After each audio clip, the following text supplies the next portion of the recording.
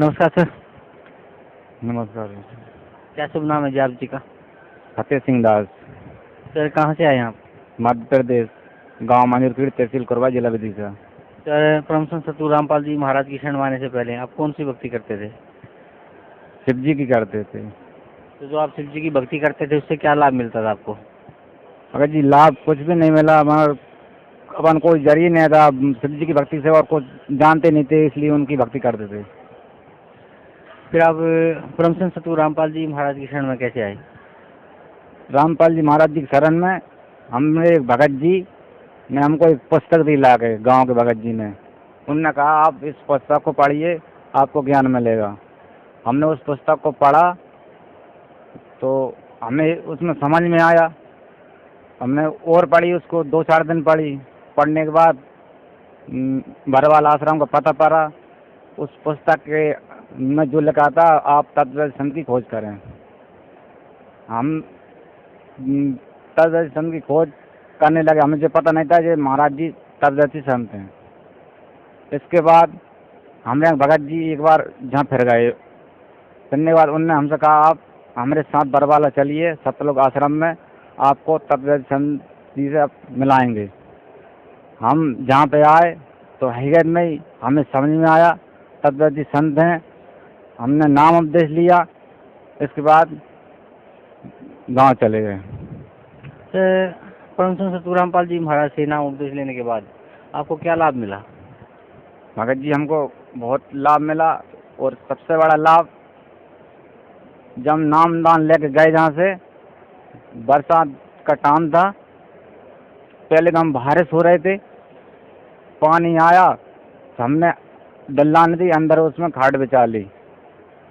तो उस पर खपरे चढ़े हुए थे और आधी थोड़ी से उसमें पन्नी चढ़ा दी थी हमने। सुबह रात में वो दिल्लान गिरी 12 के बाद।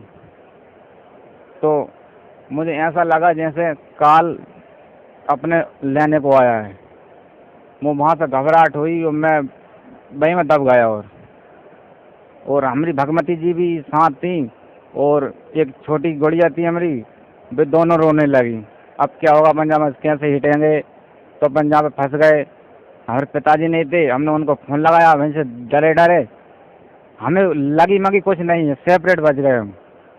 हमने फ़ोन लगाया तो कह रहे आप ठीक हो? कहीं ठीक है। मैंने कि अपनी गाड़ी रखी थी हमारी, वो दब गई केली वहाँ पे। कह रहे ठीक है। हम पड़ोस में से निकल गए। वहाँ से मुझे डर लगा, काल ऐसा लगा मुझे जैसे काल मुझे खाने के लिए आया और मुझे देख रहा है। मुँह से वहाँ ठहरा नहीं गया, और वहाँ से निकल कर मैं चला गया। फिर सुबह आया, गांव में हमारा घर है, मैं परिवार रहता था, तो गांव में चले गया, दुकान में सोया। सुबह आया उठ के, तो फिर हमने गाड़ी निकाली। परमात्मा की कृपा से गाड़ी कुछ भी नहीं टूटी, ना उसका कांच फूटा, कुछ भी स्क्रैच भी नहीं आई, वो पूरी दबी थी। और जो हम पलंग पर सो रहे थे ना, वो पलंग पूरा धरती में बैठ गया। मगर उस समय हमारी भगवती जी कह रही आप जो पलंग पर हट जाइए, मुझे डर लग रहा है, ऐसा ना हो जो दिल्लन गिर जाए। तो ठीक है, तो डर लग रहा है। हमने और वो पन्नी लगी थी ना, उसमें खाट बिछा ली, और वहाँ पे महाराज जी कृपा से हम बच गए। सर परमसंत सतगुरु रामपाल जी महाराज से नाम उपदेश लेने के बाद आपको जीवन दान मिला, और जो आपके घर की जो छत गिर गई थी उसके नीचे आप दब गए थे, तो वहाँ से आपको मालिक ने सपरिवार बचाया, और आपकी जो गाड़ी थी वो भी ठीक ठाक निकल गई। तो भगत समाज को क्या संदेश देना चाहते हैं आप? बस समाज को यही संदेश देना चाहता हूँ, बरवाला आश्रम में जगत के तारा नारायण, आप वहाँ पर जाइए और अपना मोक्ष कराइए। जी धन्यवाद आपका, बहुत बहुत धन्यवाद।